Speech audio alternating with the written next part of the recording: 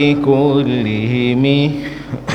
قال المؤلف والناظم قال الناظم والشارح رحمهما الله تعالى ونفعنا بهما وبعلومهما وبعلوم سائر العلماء والصالحين في الدارين آمين. إلى أن قال إن قام في جامع الهيجاء خاطبهم تصاممت عنه أذن سمة الصمم. Ini bait ini nggak ada di riwayat yang sahih, yakni Burdahi riwayatnya akeh. Ada beberapa periwayatan yang enggak sahih atau yang dhaif lah. Kalau enggak sahih dhaif yani. Ada beberapa periwayatan yang dhaif.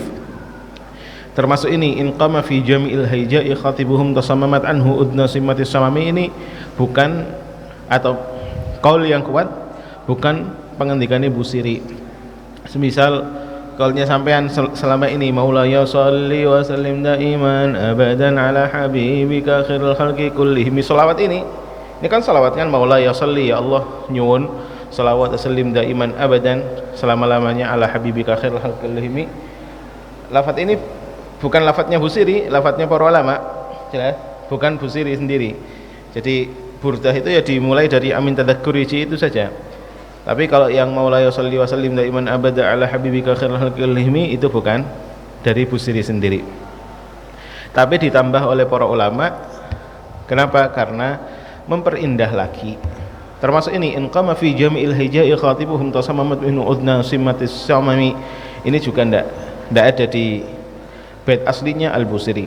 Al-Jami' in qama lamun toh jumeneng fi jami'il hija ing dalam kumpulan peperangan sapa khatibuhum khatibe sahabat tasamamat mongko pura-pura gak kerungu anhu saking khatibuhum apa udna simmatis samami kuping loro pahlawane wong kafir sing tuli sing kopok. Bismillahirrahmanirrahim. Yakni secara umum bait ini mengatakan, sekarang masih membahas nih bagaimana tentang sahabatnya Kanjeng Nabi SAW ketika perang, sahabatnya Kanjeng Nabi ketika di dalam medan pertempuran. Digambarkan lagi sama salah satu riwayat yang dhaif, in qama fi jami'il haija'i khatibuhum tasammamat anhu udna simmatis samami, bahwa sahabat nek sadurunge perang mereka ngajak mubarazah, dan ketika ngajak mubarazah enggak ada satupun yang berani maju. Seakan-akan mereka mendengar, wong-wong kafir mendengar, tapi pura-pura enggak mendengar. Jelas ya? Mereka mendengar tapi pura-pura agak dengar, saking takutnya mereka ketika mau ngelawan sahabat. Ketika mubarazah itu apa? Mubarazah itu perang tanding sebelum pertempuran. Jadi semisal ono dua kelompok nih, wong Islam sama wong kafir mau perang, maka kelompok yang wong Islam ngetokno orang 1 atau 3 atau 5 terserah, yakni cuman beberapa, nanti akan dilawan oleh beberapa orang dari kelompok yang kafir semisal itu. Nah, proses kayak gini ini jenenge mubarazah.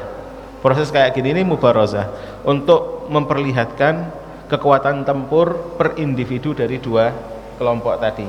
Maka nenek ono mubarazah kok menang, maka kelompok sing kalah akan keder atau down duluan. Soalnya apa? Ketika satu lawan satu atau 2 lawan 2 atau 3 lawan 3 aja wong Islam berhasil ngalahkan dengan mudahnya, ya berarti wong sakmene akeh ya bakal gampang dikalahkan oleh mereka. Contohnya seperti itu. Mubarazah ini enggak harus, tapi sering kali ada. Semisal contohnya ketika perang Badar, sebelum pertempuran berkobar, ada 3 orang kafir yang maju. Habis itu ngomong, man yubariz, sapa sing wani mubarazah sama kita, sapa sing wani muncul untuk ngelawan kita di depan umum, ya ini. Semua tentara tinggal melihat tok 3 orang ini yang saling tempur, ya ini. Akhirnya dari kelompok wong Islam yang maju adalah Sayyidina Hamzah, Sayyidina Ali, sama Sayyidina Ubaidullah ibn, Allahumma salli ala Sayyidina Muhammad, Ubaidullah ibn, anak pertamanya Sayyidina Abdul Muttalib. Al-muhim, Ubaidullah bin Harith, Abdullah bin Harith atau Ubaidullah bin Al-Harith. Tiga orang ini yang maju untuk mubarazah. Ketika mubarazah, Sayyidina Ali, Sayyidina Hamzah sama Ubaidullah bin Harith ini mubarazah melawan tiga orang kafir. Tiga orang kafirnya dengan mudah dikalahkan oleh tiga orang ini. Setelah itu baru pertempuran muncul. Jelas? Nah, ketika ono mubarazah itu pasti ono sing nantang. Sing nantang ini diistilahkan khatibuhum, bahwa ketika di tengah peperangan kok ono wong Islam nantang wong kafir untuk mubarazah, tasamamat anhu udnasimmatis samami, pahlawan-pahlawane wong kafir pura-pura gak denger. Kenapa? Saking takutnya mereka nek maju, karena kalau maju pasti disikat sama orang Islam. Untuk nunjukno bahwa wong Islam bahkan ketika mubarazah pun mereka sangat hebat sekali. Faham? Al-jami' utawi artinya al-jami', jami'ul haija. Iku al-makanu panggon yastami'u kang kumpul fihi ing dalam al-makan sapa al-qaumu qaum. Termasuk al-masjidul jami'. Kenapa dikatakan al-masjidul jami'? Karena tempat berkumpulnya orang desa tersebut. Dan kata-kata al-jami' biasanya khusus untuk masjid. Kalau di Indonesia masjid ya masjid jelasnya. Tapi kalau mushola langgar, ada orang Indonesia. Tapi nek bahasa kitab kata-kata al-jami' berarti masjid. Sing ono salat Jumat nek hanya masjid saja bisa jadi mushola langgar. Tapi kalau kata-kata musalla di dalam kitab atau di dalam kebiasaan wong biyen, kata-kata musalla lapangan yang digunakan salat Id. Paham ya? Jadi kalau istilah wong Indonesia lapangan alhamdulillahirabbil alamin, lapangan salat Jumat atau lapangan salat Id.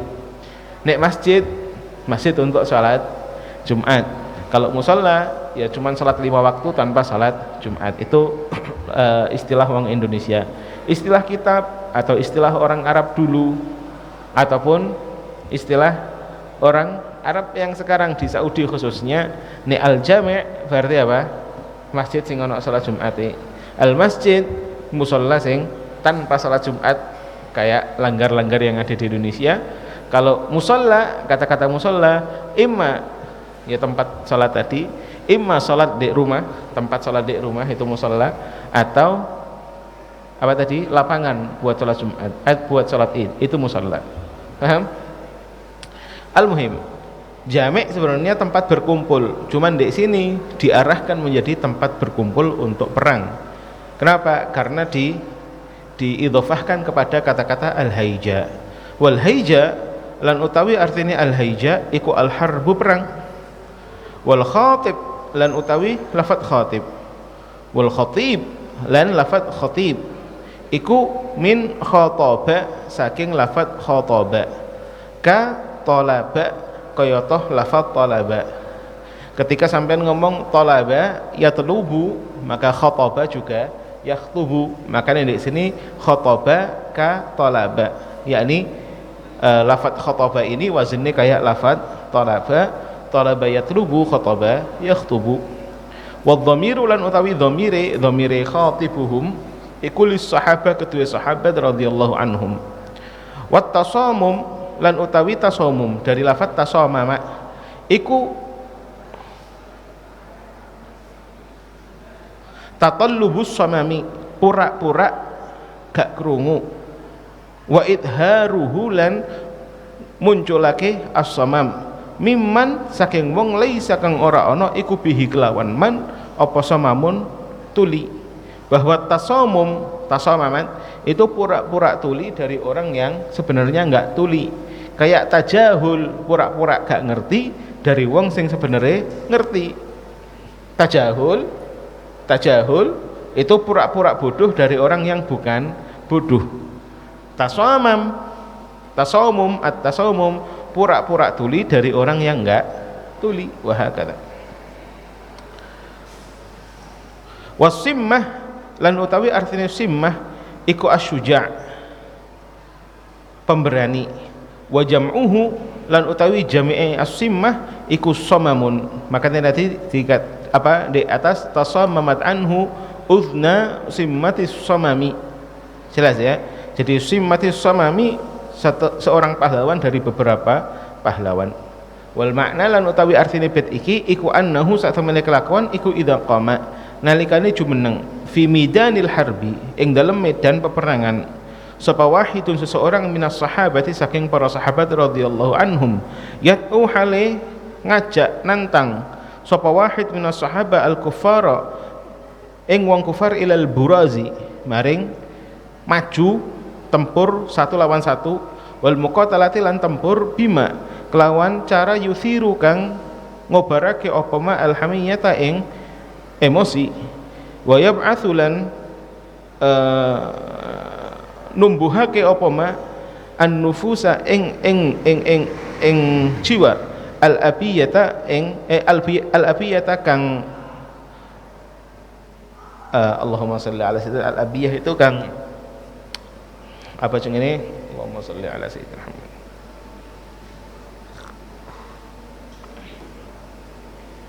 al-abiyah kang membanggakan dirinya a'radha melingu anhu ninggalake wahid minas sahabah sapa asja'us syuja'ani wong paling pemberanine pira-pira wong wani minal kuffari saking wong kafir wa adhara lan nampakake sapa asja'us syuja'an min nafsihi saking awak dhewe ne asja'us syuja'an as-samama ing tuli an sama'i kalamihi saking mendengar kalame wahid minas sahabah wa radhiya lan ridha sapa asja'us syuja'an bi ma'arratit taqa'ud kelawan aib gak wani maju lima krana perkara malaa kang memenuhi apa ma kulubahum ing atine kulubahum ing atine al-kuffar minar ru'bi saking rasa takut wa qasu lan mengkiaskan sapa al-kuffar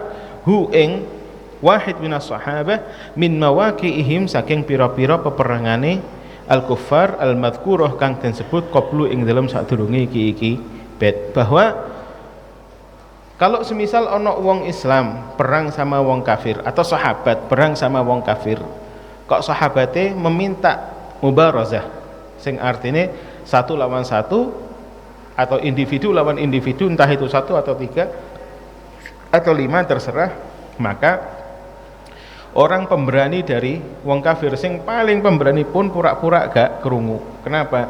Karena mereka takut untuk maju dan melawan wong Islam satu lawan satu. Dan itu yang terjadi di sepanjang sejarah wong Islam di zamannya sahabat ataupun setelah zamannya sahabat ketika atine benar-benar ma Allah, atine benar-benar mencari ridhoi Gusti Allah Ta'ala. Banyak sekali cerita tentang bagaimana wong Islam dulu hebat ketika di dalam peperangan. Sayyidina Khalid ibn Walid ketika beliau diperintahkan sama Abu Bakar untuk perang ke Persia. Beliau perang ke Persia pertama kali ke kota jenenge Ubullah. Ubullah saat itu gubernurnya jenenge Hurmuz. Langsung dikatakan sama Khalid ibn Walid kepada Hurmuz, ya Hurmuz, kamu cuman punya 3 pilihan. Yang pertama, ente masuk Islam, walhamdulillahirabbil alamin, tidak ada masalah. Yang kedua, ente bayar jizyah, berarti ente bergabung sama kita tapi ente tetap kafir, cuman kamu akan saya lindungi bayar jizyah.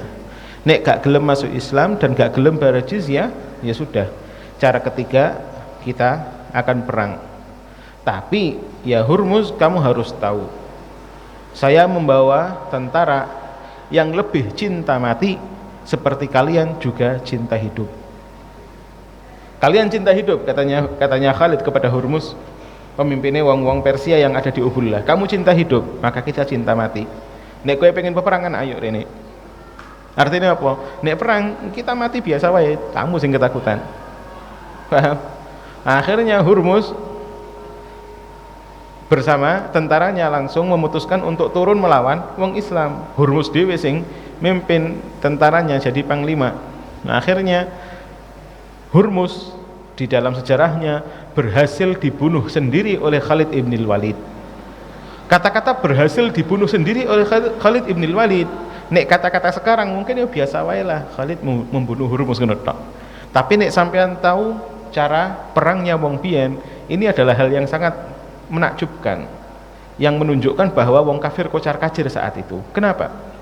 Karena cara perangnya orang Persia ataupun orang Romawi yang dari dulu dilakukan sampai sekarang dilakukan oleh semua negara adalah sing jenenge panglima di belakang tentara. Panglima di belakang tentara. Jadi tentara nek Arab kabeh, panglima nek ngguri, tinggal nyuruh ke sana, nyuruh ke sini.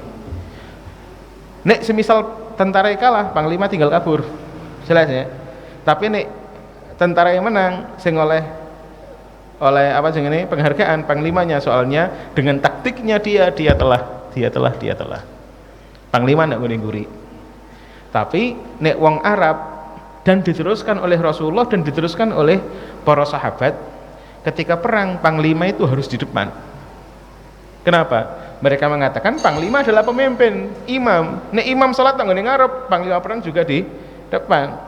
Akhirnya Sayyidina Khalid ibn Walid ketika perang melawan orang Persia, yang orang Persia punya pengalaman perang ratusan tahun lebih banyak daripada orang Islam, Khalid ibn Walid dek ngarepe tentara, yang Hurmus di belakang tentara.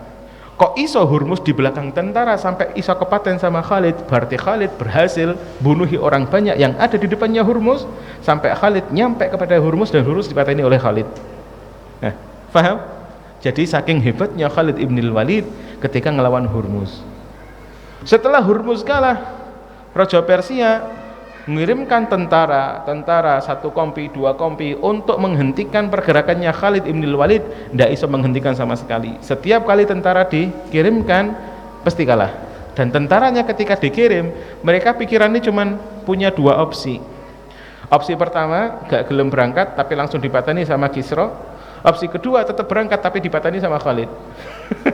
Sudah, opsi ini pada-pada gak enak. Akhirnya tetap mereka berangkat untuk melawan Khalid, dan akhirnya tetap kalah oleh Khalid, sampai Khalid di daerah selatan Irak atau selatan Persia saat itu berhasil menguasai banyak kota, termasuk kota yang paling berpengaruh di daerah situ, kota Hira. Setelah Khalid selesai dari situ, beliau pindah ke selatan Persia untuk membantu sahabat yang lainnya atau panglima yang lainnya, yaitu Iyad bin Ghunm, untuk menyelesaikan peperangannya. Habis itu Khalid di tengah zamannya Abu Bakar diperintahkan Abu Bakar untuk pindah ke Syam, perang di Syam. Di sepanjang perjalanan dari Persia menuju Romawi atau menuju Syam, semua tentara yang akan melawan beliau dikalahno kabeh sampai di Syam. Ketika di Syam perang Yarmuk, beliau habis-habisan merangi wong Romawi yang berkuasa di Yarmuk sampai menang pisan. Fa Khalid ibn Walid tidak pernah sedikit pun kalah saking pemberaninya beliau. Dan orang-orang Persia ataupun Romawi ketika mau perang, mereka nanya dulu, kita perang lawan siapa nih? Semisal dikatakan perang lawan Iyad bin Ghunm, sik rodok wani. Tapi nek dikatakan perang lawan Khalid ibn Walid, ngoyo dhisik pisan. Wah, Khalid nih, gimana pasti kalah nih. Belum perang wis keder dhisikan. Jelas ya. Saking hebatnya wong Islam biyen. Dan pernah saya ceritakan sama sampean bahwa Rusia saat itu dulu ketika zaman Turki Utsmani, Rusia yang masih kerajaan, sekarang sudah bukan kerajaan. Kerajaan Rusia sudah dihilangkan, sudah diganti sama Uni Soviet bubar, ganti negara Rusia mana. Yang jelas Rusia ketika masih kerajaan itu teman dekatnya Turki Utsmani. Dan Rusia sebagai negara pernah lewat zaman lemah, dan Turki Utsmani saat itu kuat. Akhirnya karena konco, Rusia minta tolong sama Turki Utsmani, minta pertolongan militer, dukungan militer sama Turki Utsmani, yang saat itu rajane adalah Sulaiman Al-Qanuni rahimahullah radhiyallahu an. Sulaiman Al-Qanuni bilang gak usah kirim wong. Kirim apa? Kirim bajunya kita aja. Dikirim baju perangnya Turki Utsmani kepada orang-orang Rusia. Katanya Sulaiman Al-Qanuni, iki gawian wis walhamdulillahirabbil alamin. Akhirnya Rusia saat itu langsung pakai pakaian perangnya Turki Utsmani. Musuhnya ketika ngelihat, waduh, kok sing ditekakno wong Turki Utsmani, padahal pakaian tok nih, tapi disangkain orang Turki Utsmani, akhirnya musuhnya mundur kabeh. Gara-gara apa? Kelambine wong Islam tok. Kelambine tok.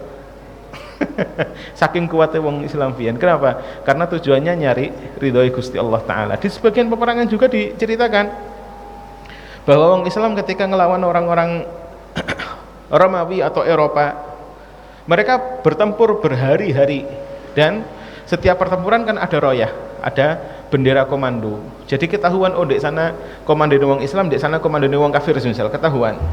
Suatu hari pernah tempur besar, habis itu dua-duanya sama-sama mundur karena memang sudah terlalu lama. Ketika mundur, wong Islam ono sing lali nggak nyabut royahnya dibiarin masih berada di salah satu tebing, ditaruh situ. Wonge mulih tapi royahnya ketinggalan. Wong Eropa yang mau ngejar wong Islam maju mundur, jadi nggak jadi nggak nih? Ada apa? Itu si ono wong Islam di sono. Gara-gara apa? Royahnya tok, bendera tok. Sampai berhari-hari akhirnya nyuruh orang itu, kok royah kok di sana terus, itu apa bendera komando Islam kok di situ terus, dicari ternyata bendera tok ketinggalan. Wonge gak ono blas. Hanya bendera tok sudah bikin satu negara ketakutan. Oke.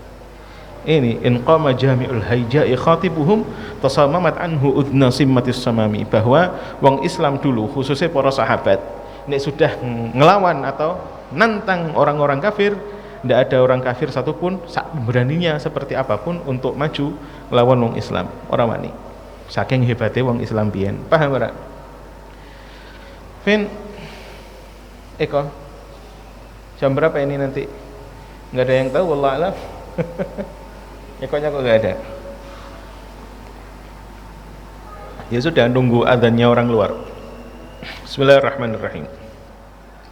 Syakis silahi lahum sima tumayyizuhum wal wardu yamtazu bisima minas salami. Syakis silahi utawi ladepe pedang, lahum kedua sahabat, iku sima sebuah alamat, tumayyizu kang bedaake apa sima hum ing sahabat, wal wardu lan utawi mawar, iku yamtazu dadi istimewa, dadi beda apa alwardu bisima kelawan alamat, kelawan tanda minas salami saking pohon salam, pohon apa jenenge bidara, pohon bidara. Assalam pohon bidara atau bunga bidara. Ngerti bidara? Bidara ini sing apa? Kanggo ngedusi mayit, itu pohonnya ada durinya pisan. Faham? Pohonnya ada durinya. Bismillahirrahmanirrahim. Masih menunjukkan bagaimana sih ketika sahabat ini sehebat itu, sahabat Kanjeng Nabi semenakutkan itu bagi wong kafir. Sakjane sahabat Kanjeng Nabi ini ya opo sih? Akhirnya dijawab sama muallif di sini syakis silahi lahum sima tumayyizuhum wal wardu yamtazu bisima minas salami, bahwa salah satu tandanya sahabat, nek kamu lihat kamu langsung tahu bahwa dia sahabat, adalah sahabat kemana-mana selalu membawa pedang yang sangat tajam. Ketika mereka senang ibadah, mereka juga senang sing jenenge jihad.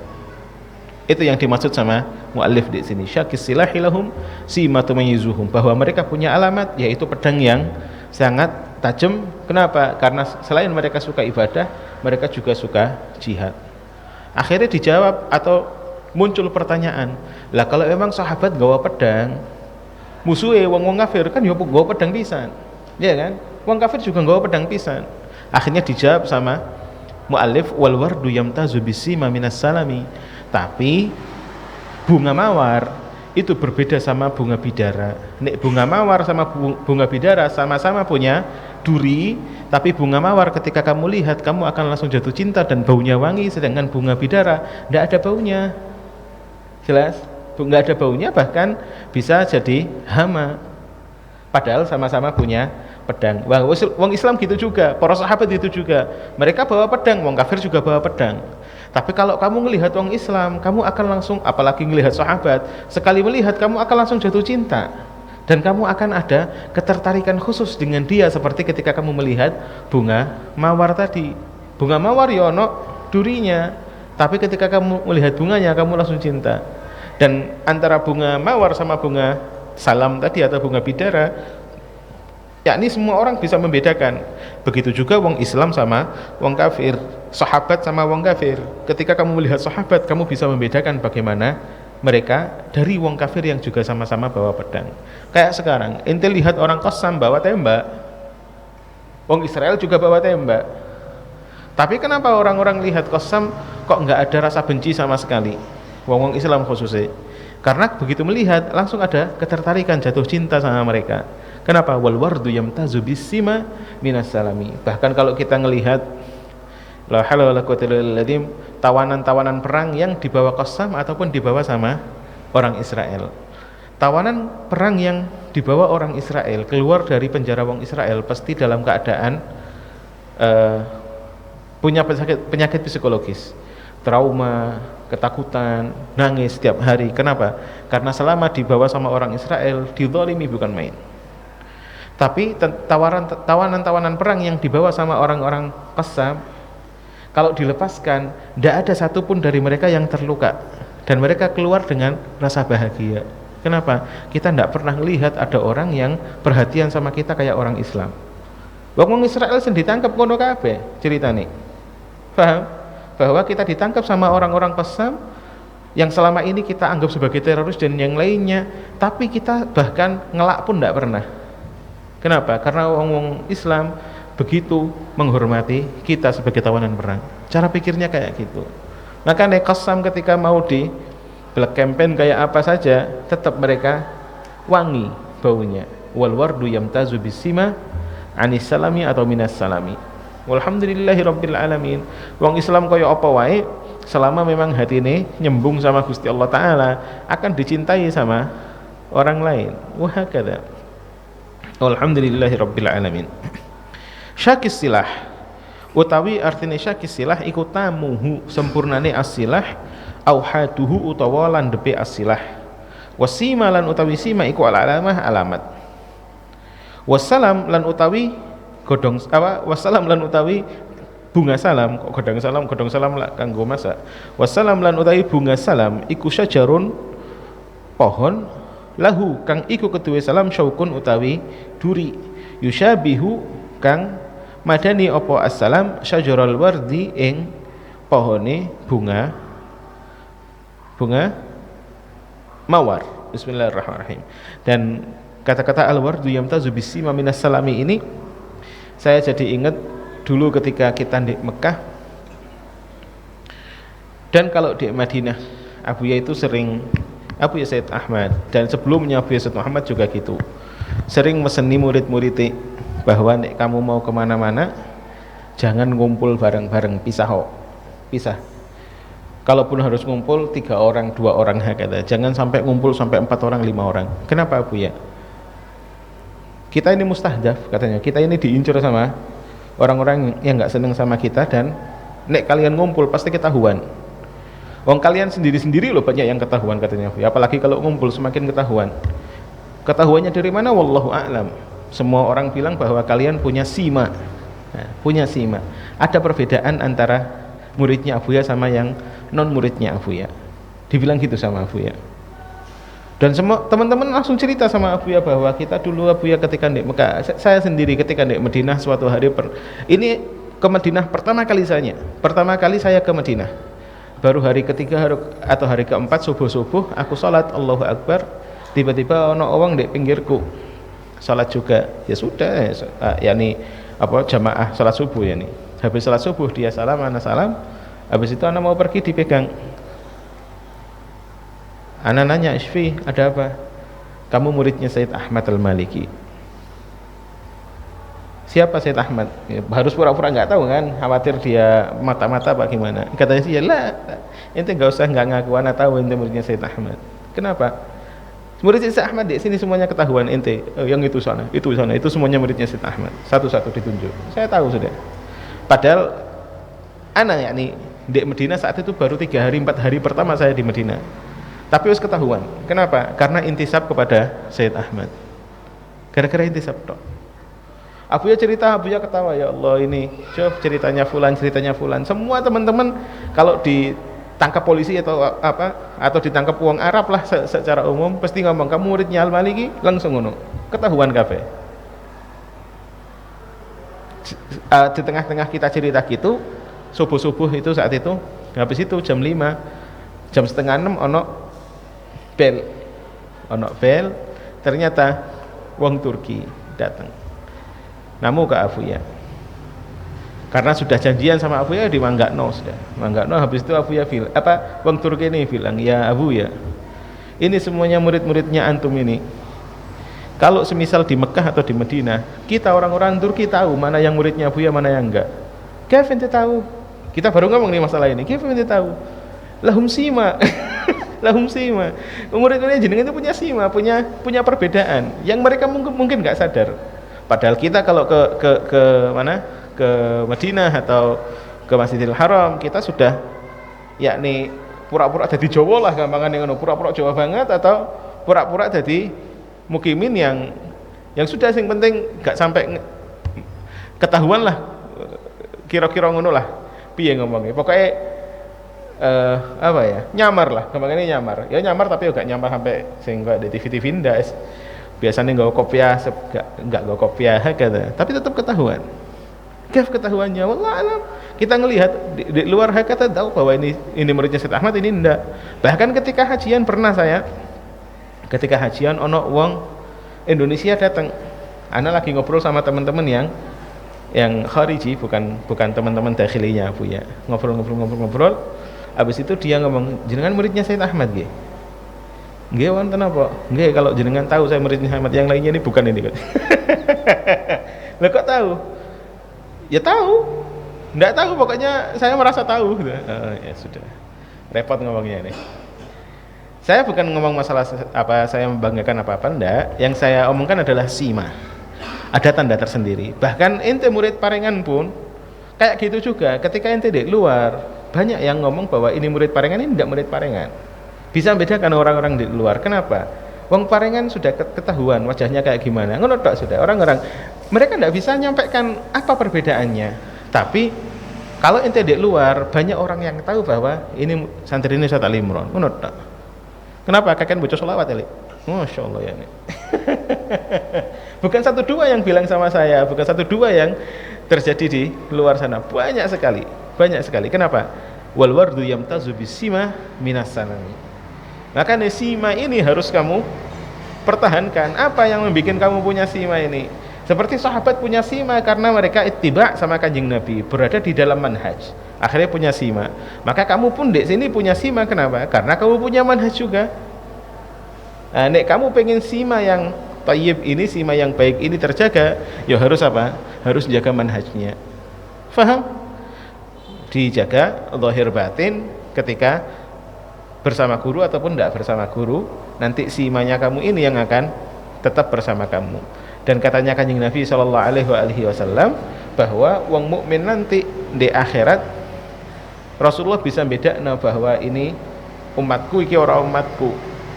Katanya para sahabat, "Ya Rasulullah, bagaimana jenengan bisa bedakan kita?" Katanya Rasulullah, karena asar wudunya mereka, karena bekas wudunya mereka, akhirnya wajahnya kelihatan bersinar dan tangannya juga kelihatan bersinar. Yakni Rasulullah bisa mengenali kita nanti di akhirat, padahal ya ngumpul sama Fir'aun barang, tapi bisa Rasulullah mengenali kamu, kok bisa? Gimana Rasulullah bisa mengenali kamu? Karena kamu punya sima yang dilahirkan dari wudu. Nek dilahirkan dari wudu artinya apa? Kamu seneng sholat. Karena kamu di dalam manhaj terus sampai akhirat pun kamu masih dikenal sama Kanjeng Nabi sallallahu alaihi wasallam dengan sima. Paham? Dengan alamah, yakni alamat khusus bahwa kamu tetap senang salat, bahwa kamu tetap netepi salat sampai Rasulullah tetap kenal. Nah, itu sima yang buat orang Islam secara umum. Untuk yang secara khusus bahwa kamu di dalam manhaj, ada juga sima yang khusus lagi, bahwa Abuya bilang kamu tak setrum sampai anak turunmu sampai jamaahmu. Kenapa? Karena selalu di dalam manhajnya Abuya. Simanya ini loh yang ada ini, maka harus dijaga sima tadi itu. Faham? Alaihi wa sallallahu ala nabi wa alihi wa sallam. Allahumma alimna ma yanfa'una fa'na ma lam tanazidna ilma. Alhamdulillah ala kulli hal wa na'udzu billahi min halin nar. Wa sallallahu ala nabi wa alihi wa sallam bi sirril Fatihah.